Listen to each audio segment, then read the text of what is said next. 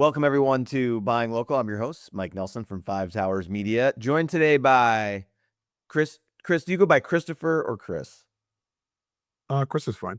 Chris is fine. All right. Joined by Chris Crowd from Severus AI. Chris, how are you, man? I'm well. Thank you, Michael. Yeah. Doing well. Yeah. I know we just talked. You're recently back from a trip and getting caught up. So I really appreciate you, taking the time out of your week today and spending some time with us and our audience and talking about who you are and what you do. My pleasure. Yeah. So let's get right into it, Chris. Why don't you give us, the quick 30,000-foot view of who Chris Crowd is and what you do over at Severus AI. Well, for me, I'm a very passionate software developer, over 20 years experience, and then coding till I was 10. And I always had a passion for small business, so I've always freelanced for years and helped clients out, especially solopreneurs and small businesses. So my greatest passion ended up being building them micro applications because most of the time solopreneurs can afford them. Mm-hmm. So we build these, use SQL, HTML, JavaScript, so they can track their expenses, orders, wherever they would need. So that was my passion for a long time, still is. So really, Service AI is just kind of more of that next level, combine my passions together, building a small team and bringing AI, uh, uh, connecting with software engineering. Mm-hmm. So it's kind of that overlay is allowing us to help small businesses and keep costs even lower than previous attempts. So Yeah. Yeah, and I know I want to get into a little bit about, I don't want to say misnomer, but the inaccurate picture that people have right now with AI that they can basically do all the technical stuff, right? Without any technical skills. Not right. it's certainly happening, but before we get into that, maybe kind of help me understand a little bit about some of the clients that you're working with and some of the work that you do for them specifically. Yeah. So the wonderful part about software engineering and AI that it's unlimited. Mhm. So we really love to do build these micro workflow semi-autonomous applications on a per client basis. So it's basically you sit down with them, map out their SOPs, standard operating procedures, their their worst pain points they have, and then map it out, and then just build it. Mhm. You know, so basically the client gets their own custom software, which is the first time of its kind. Usually, as you know, it's enterprise, where you're going to get that type of tailored system. So what they want is what they get. It's very Mhm. small. So, and then we add on a voice system, which is used for your Starlink or Gemini. So Mhm. they can talk to it 24/7, and it basically runs on its own. On top of that, we do all the phone systems as well. So we make sure that companies really struggle with leads, and one of the biggest issues is missing leads. So someone emails you, someone calls you. I think I've noticed that people really really hate voicemail, and AI solves that 100% day one, where you basically never ever miss a call ever again, Mhm. or a lead. With our clients, our big thing is like for HVAC, like you got 5 guys on the road. Usually you're missing calls. Now someone could call you, middle of the day, and that call is covered and booked, Mhm. compared to that $5,000 call going to the other guy. So that's kind of our mantra. And for our clients, again, it's very custom, client to client. And other than our, again, when it comes to the phone systems, Mhm. that's a little kind of more streamlined because it's a phone system. Um, but even that, they get custom workflows behind that phone system as well. So Yeah. And when you say phone system, you don't mean like you're going in and like putting in the actual phones and hardware no, and things like that. You mean you're talking about putting in a system for answering the phones, getting information. Like like the system is having a real conversation with the Yes. human on the other end. Yeah, we use something called conversational AI. Mm-hmm. So basically, these are highly trained voice agents from real, actually from real people that were trained, who speak very well. Mm-hmm. And basically, it can do anything once the call is initiated. So there's no equipment, wiring. Um, we use a technology called SIM trunking. I'm trying to find a word. I'll say we're getting SIM trunking, Yeah. which we can connect to any phone company. So you can go from a single agent, generally as an AI receptionist, that works with your current receptionist. So it's not being replaced, it's just being enhanced, because now he or she could be on a call, but then you can get 10 other calls. And then on top of that, your agent can warm transfer back to your human agent Mm-hmm. at any time.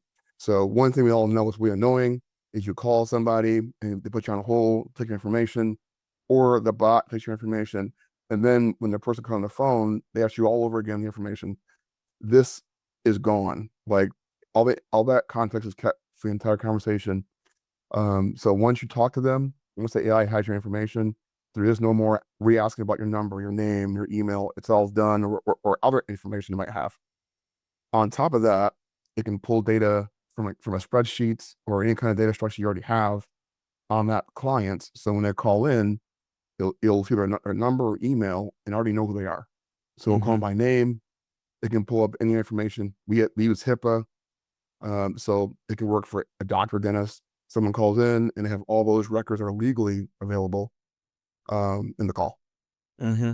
So there's This really is no limitations on that. absolutely, yeah, this is absolutely fascinating. And I have so many questions, Chris.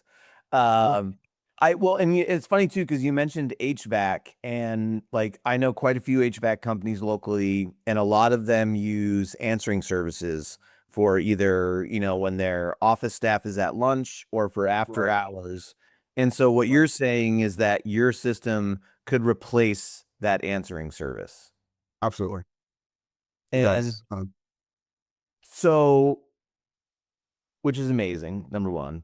Number two, I like if I'm talking to one of those voice agents, like would I know that I'm talking to AI? So basically, it depends on the state you're in. Mm-hmm. Generally, we tell clients to have the AI say, "Yes, I am this company's AI assistant." Mm-hmm. Metric wise, customers are much more comfortable if they know. Mm-hmm. Now we have technology where they wouldn't know if we didn't tell them, but That's we wild. feel that everything I've seen metric wise, and with laws coming from the FCC, Mm-hmm. you're better off just saying, "Yep, I am an AI assistant for you know this company," and that honesty makes you much more comfortable Yeah. than Yeah. trying to fool them. Yeah, I agree. I think if I called in and knew right out of the gate that it was an AI, but it was still going to be able to do everything I needed to do as far as, you know, getting service and all those kinds of things, I think I would have no problem dealing with it. Or right, because people use bots all the time. I mean, when you call Verizon, you get a bot, Yeah. but that's not AI. That's more of a very set program bot with prompts. Hmm. So that's very annoying. This is actually talking to a person that can Yeah. that hears your tone, can detect your emotions, will even look at your talking speed and either go faster or slower with you. It's very patient, it won't rush you, and it doesn't miss anything. So Hmm. wherever you tell it, it actually is gonna remember.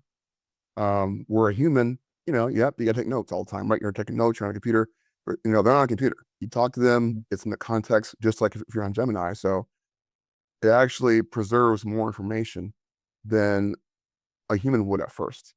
Yeah. And if someone's calling in to schedule service, is the voice agent able to schedule the service for them? Like, right? Absolutely. That's Um, amazing. yep, they can put on the calendar. And the great part is that let's say, someone calls in, you're at a beauty salon, and basically, someone says, "Hey, I want this done, today." The system will look at the calendar and see the slots. Hmm. And even if that slot was, let's say someone canceled that day in that prior time, it'll actually go in, open that slot up, and put that person in that slot. Hmm. So basically, as a person who owns a salon, and generally they're actually working as well. Even if people are canceling, you can get that slot refilled without you having to do anything. Yeah. So it'll keep your calendar in sync for you and keep booking, unbooking, and canceling automatically for you. Yeah. That's So, amazing. Uh, and I wanted to come back to the excuse me, the automation and workflow stuff that you're doing. So the kind of services that you're offering as far as that goes, it can be really any process that they have in their business, right? That they're currently yes. doing, they're doing it manually. They want to get rid of that. They want to be able to just have it happen without them actually having to move the information or push the button or whatever it is. Right. What, just so that we can kind of get some context to it, what kind of workflows do you see often, I guess, that you guys are automating for businesses? Well, it's actually very interesting. A lot of people, a lot of our newer clients coming on prefer our AI executive assistants better because they just want to have someone literally like in the old days, you see in movies with CEOs and someone's falling up behind them or just four guys, people behind the CEO. People actually like that kind of concierge service where this agent is personal and business. It can mix both together. So Mm-hmm. you can, basically it is talk, you can talk to it. It does background jobs all day long. Works on reports, checking your emails, writing documents. So people like that flexibility where they can just kind of plug in their stuff, have Mm-hmm. it just be their assistant. We have some that have direct work ideas, like a DJ or someone that does trivia. They kind of have a set, already have their SOPs already laid out, and Mm-hmm. just want just to do that. And some are more sophisticated than others.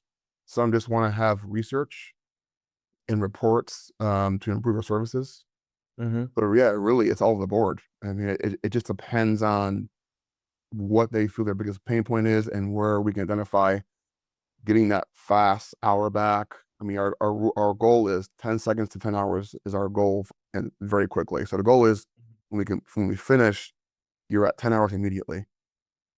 So that's generally they say, hey, well, I spend this much time on this right now. A lot of this is research. You're on all day long, Googling all day long, trying to do stuff. And now in the morning you wake up and you have all of your reports are completed with citations, where the information came from. Mm-hmm. So you can actually go forward with that data compared to guessing. So That's amazing. Are there any limitations? I haven't really seen any limitations quite yet. I mean, I think the biggest thing is the I think more limitation is the client, like the human. I think we're limiting because I think we're a fear. So Yeah. right now, in my view, the only limitation is fear. Um, I always tell prospects that fear though could cost you a lot of money because your competitor is going to do it. They have to do it. There's no way they can sit back and not try to enhance their business forever. So Mm-hmm. if you sit back on the sideline, someone else is going to be enhanced. That's what it Mm-hmm. comes down to with AI. It's really not about replacing, it's about being enhanced, whether you're an employee or your own business. So we really say, well, the biggest limitation is fear. Right now, as I can see. I mean, obviously the technology is very fast. We're on top of it. That's our workload, honestly, it's just the technology changing. But the cool part is you don't always have the latest technology. Mm-hmm. Models change, but you don't have to always have the latest model because they're all insanely powerful. So, you know, again, as a customer, if they're afraid of one model, or let's say they've heard bad things about one company, we use all the companies, Mm-hmm. certain models. So, and we're not using in-house models because of security. So, but yeah, I think fear, to answer your question, I think fear is a big limitation I've seen so far. Yeah. Like the fear of letting go of the manual task, right? And they just Yes. right? Like, no, I need to do it. It's I mean, I have that fear a little bit myself, and I tend to think of myself as an early adopter when it comes to a lot of the emerging technologies, but still there's some things I'm like, no, I can't let Claude do that, or I can't, or I have to do it myself, right? That's totally fair. That is totally fair. That's why you just take it step by step. Just take the most painful things first. Yeah. Yeah. That's very repetitive, and is wasting your time. One of the biggest problems I have, Chris, is my email. I think I basically spend 8 hours a day in my email. Do you got a solution for me on that? Oh yeah, yeah.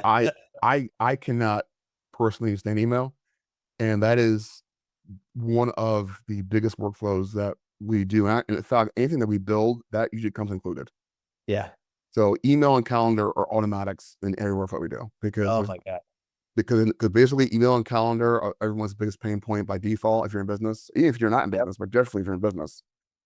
And if you have multiple businesses like yourself, Yeah. uh, keeping track of meetings and emails. Yeah, so all of our workflows come with that included.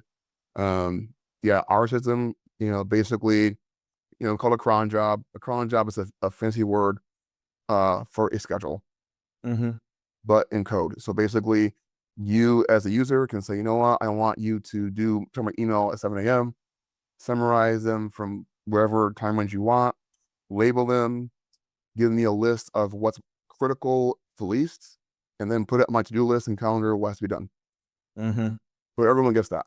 So the email is dealt with right at the bat because that's the most annoying thing. So in the morning you get up, you know who's critical, who's not, and it's all summarized free as well, and then put on your list to do and your calendar. So Yeah. basically all you're doing is like, yep, I can do this, and then the AI can actually do it for you. So basically, it's taking the emails already there, summarizing them. So basically, you can just talk to it and say, "Yep, here are my replies," and done. So So I want to jump into, you're using the term AI a lot, right? And obviously everyone's talking about AI right yeah, now. There's not a single conversation I think I have throughout the day where the two letters A and I together do not come into the conversation. right. Uh, and it's, I think there's like, when you're saying AI, you don't necessarily mean Claude, ChatGPT, Gemini, although sometimes it's involved, right? But Right. like That's you're true. you're not creating systems that or you're not basically, or maybe are, but I'll let you answer the question, Chris. But Mhm. I'm just curious of where that delineation is between what people know in the public eye with those main big names in AI and then what you guys are doing. Okay. Yeah. So this is the more complex part. So like a lot of people understand the chat window, right? Like everyone at this point has used it. I think at least once in their life. I've gone on to Yeah. Gemini, right, or ChatGPT or Claude. Mostly those the first two. Claude is coming to see now for more advanced users. Hmm. Um, but we actually do everything agentic, and that's a very scary word because it's even in the industry for a long time they thought about what it even meant. Hmm.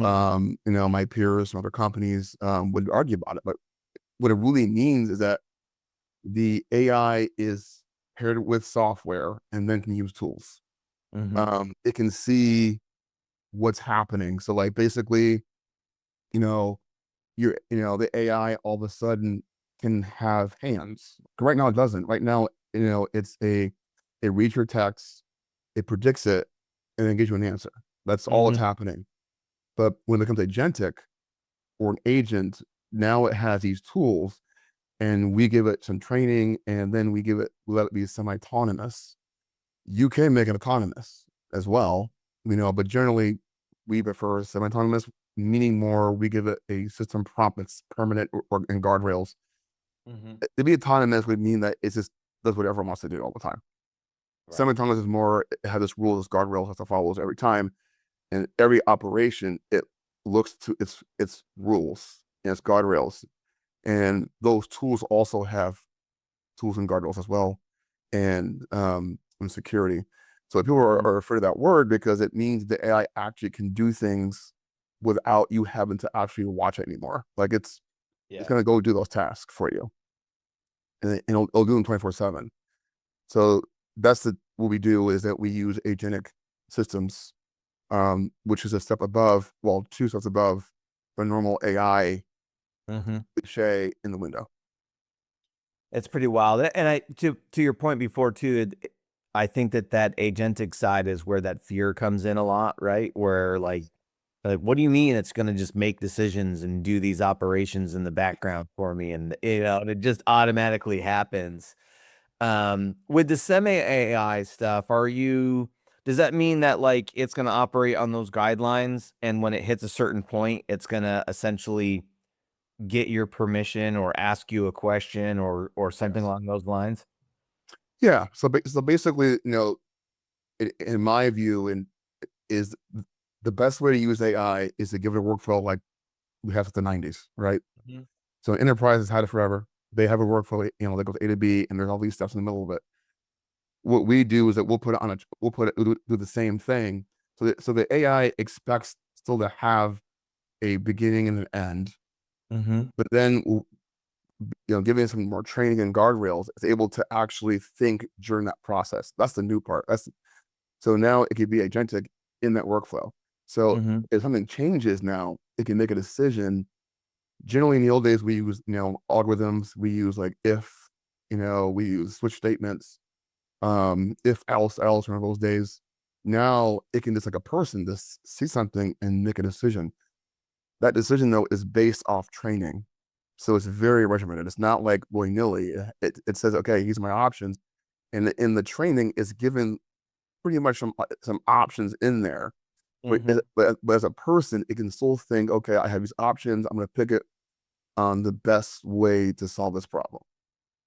So that's It the kind of it doesn't sound any different than what you would do with a team member or employee that you bring on. You're exactly. going to train them. They're going to make decisions based on the training that you gave them. They are autonomous, and we'll check with you if they are unsure, and and they may make mistakes or may not make mistakes depending on their training and what Sure. rules you give them, right? Like it's so and this is something I've really been trying to come to terms with lately with viewing these kinds of automations and services that are becoming available to small business because of folks like you, that it's really no different than hiring an employee at this point, right? Like I'm now that employee is,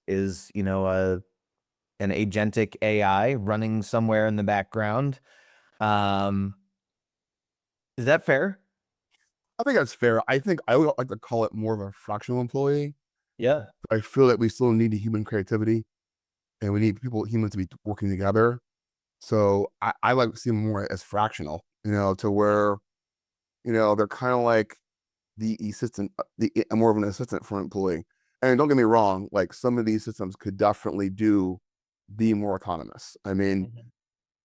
at Severus AI, we're focused more on the fractional side, but certainly there's companies that are able to make more autonomous micro employees. They're still Mhm. micro because again, their limitations, they're very regulated and they're put in systems where an employee, yeah, they're trained, but they have more freedom, right? They're not Mhm. on a rail where all these autonomous systems have to be put kind of on a rail still because they can't be too autonomous. Um, and all the systems have to report back to you. So someone has to track what they do all the time. And if Mhm. they're autonomous, even more work because you have to really make sure, they're doing what they're supposed to do every day. That's why I prefer semi-autonomous because it takes away some of that data science workflow because Mhm. basically the training is more regimented. It's more deterministic compared to autonomous. So we prefer right now to be more deterministic as possible, um, especially for small businesses. If you're an enterprise level business where you can afford, to have someone doing data science 24/7, great. Mhm. But a small business can afford that, and we can afford that. So because basically that's a whole position just every day, just tracking, tracking, tracking, and we track Right. everything. But again, because we're more deterministic, we know what we're going to get at the end result every time. Yeah. And you bring up another great point in your conversation of the idea that we're eliminating real humans from positions because of these systems, right? That's a big fear. Everybody's talking about it. Right.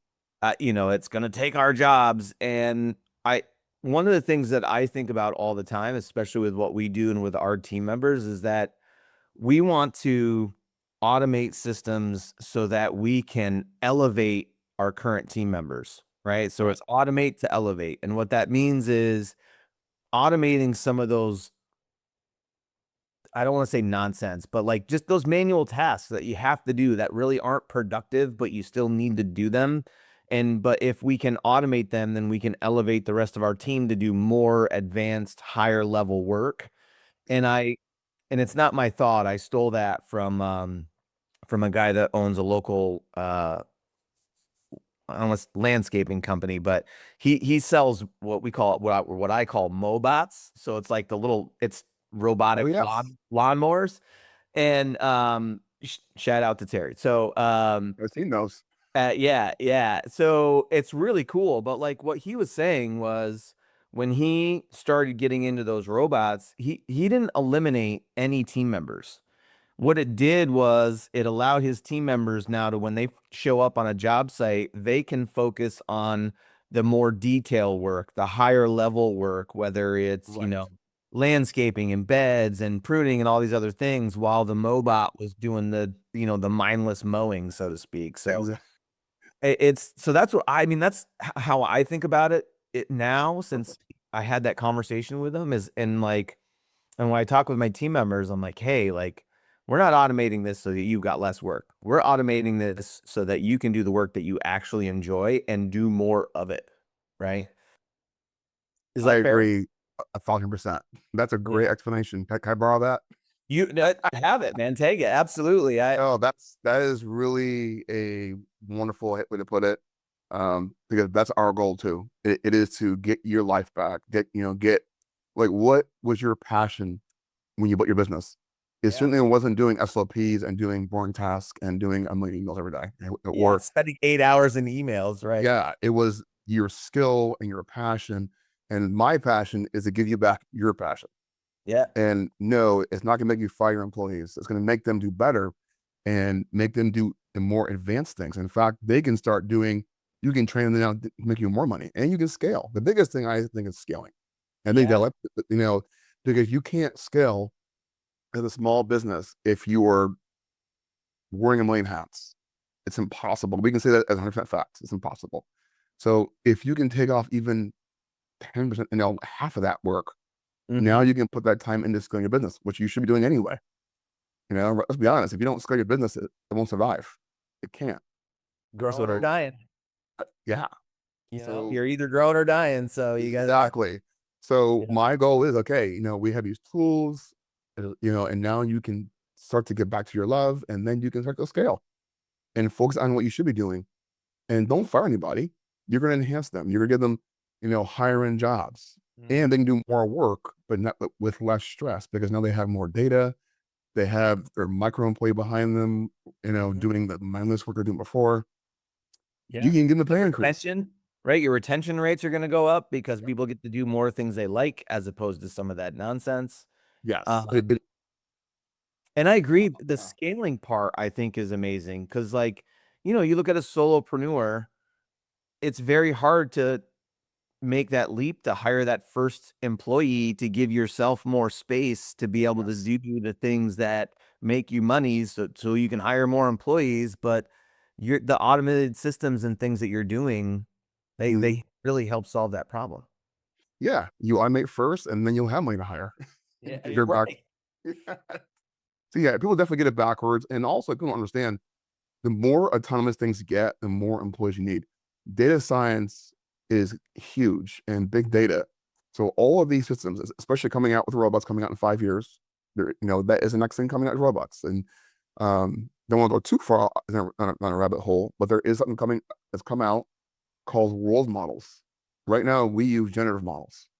Yeah. A world model has understanding of physics in the world in a way that a robot would need to actually work to be even worthless at all. Where generative is fantastic, but not great for robots because you need too many systems. So the amount of jobs required to run these systems is immense. You're going to see 100 million new jobs. Yeah. They're different kind of jobs. And then also you're going to have the trades come back. You know, the trades are booming. You know, Yeah. trades pay almost double than college degrees. Mhm. So all we're having is just another kind of a shift again that happens every 10 years. And people will actually build more wealth now than ever. And as a solopreneur, you can build some serious wealth right now. If you're willing to not be afraid, you can make more money than you ever even had planned on making because you're able to get more leads, nurture care of your leads, nurture your leads. You know, we connect to 7,000 tools. So, you know, your system can talk to HubSpot, it can talk to Asana or ClickUp, Mhm. and it can literally take care of your clients who you have who you're trying to get, and once you have, you can take care of them. You can check them, send them text, and say, "Hey, how are you?" You can email them and check out what they need rather than you doing it or having some boring template that everyone hates. Everyone Yes. hates email templates, so don't do it. AI knows them. The agent can look in their system, see all their data, everything about this client, website, everything, and then have a conversation with them and say, "Hey, you know, whatever your business is, it has all their data." So when it talks to them, it already knows them, and then that transfers to voice.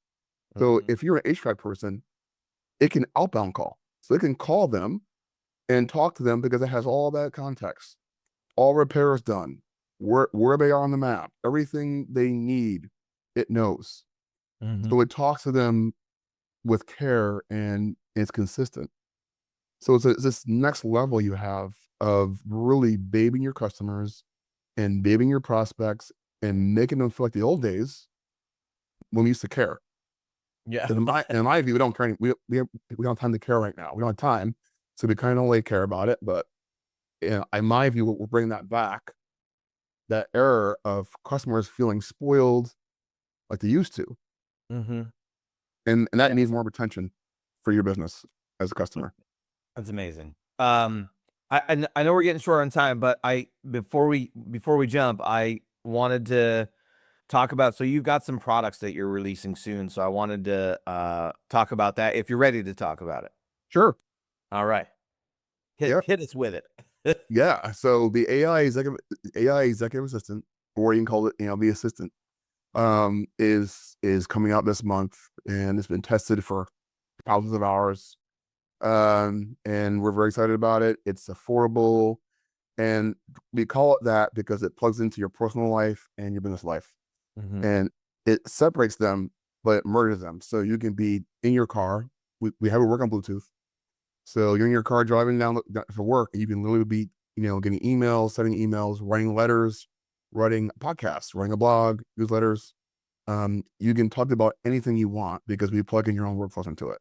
Mhm. So that so it's kind of like a mini OS because you can plug in HubSpot, you can plug in um, Zendesk. So if you're doing tech support, it'll give you all, you know, it'll tell you about those tickets. Whatever you're doing, you don't have to touch the keyboard Mhm. at all. It can even, let's say you're headed to a meeting and you need an ad written or you need a PowerPoint presentation done and you forgot to do it.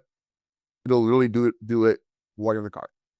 So this is very powerful, and this is the precursor to our personal OS, you know, which is a full system that's, you know, a little heavier and people who are more serious, Yeah. but that will plug in your entire business in A to Z, you know, and you have multiple agents at once. So right now we're doing more. You have some stuff that's parallel running agents. I know we didn't, you know, we're getting short on time, but like you're not stuck on having one agent do one thing at a time. They can run in parallel. So Mhm. it's like having, you know, 4 or 5 people at once working on one thing or different things. This Yeah. would be like 40 things at once, 24/7. So you have research papers written every day. You have social media posts being made. All your competitors are being checked every day. National, what are the best hooks? What's going on in the industry? Anything you can imagine it can do. Mhm. We feel it's unlimited because of the data we have access to. So that's coming out later in July. that personal OS system. I Um, I'm very excited about that, Chris. I mean, we've talked about it a little bit over coffee. And it's like, the personal OS is like the holy grail, I think, right now of AI use cases where yeah, as we discussed, I have a workaround version of it that I use with Claude, but it's not right. even but it's still there's a lot of manual tasks on my end of things to be able to load context briefs and ask questions. So I still end up, I got 8 hours a day in email, and then I got probably another 4 hours a day with Claude, and Right. and I still got to do my job. But Yeah, to have all that stuff so that you can literally have a system that knows everything about you, and you can say, what's my workout today? What's my schedule? Get me meeting notes on this, send so and so an email. Like, that system is so needed and so valuable, and I'm so yeah, excited about it. And I can't wait to see what you guys have put together with that, man. That's yeah. We're very excited, and I do have some demos for you. I know I emailed you the demos I was supposed to.